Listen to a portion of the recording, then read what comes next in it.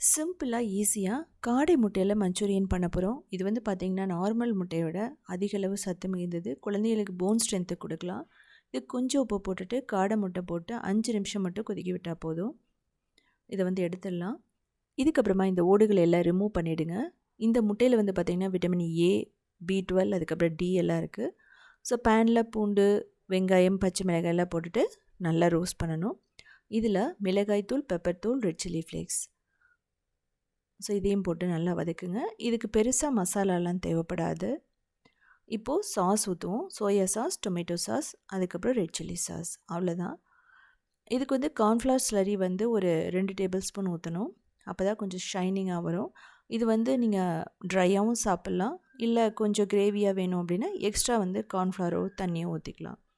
So இந்த குவில் எக்ஸை வந்து போட்டுட்டு அதுக்கப்புறம் நல்லா ரோஸ்ட் பண்ணுங்கள். ஒரு நிமிஷம் மட்டும். ஃபைனலாக க்ரீன் ஆனியன், அதாவது வெங்காயத்தாலோ இல்லை அப்படின்னா கொத்தமல்லியோ போட்டிங்க அப்படின்னா பர்ஃபெக்டாக ரெடி ஆகிடும். ஈவினிங் ஸ்நாக்ஸாக கொடுக்கலாம் குழந்தைகளுக்கு.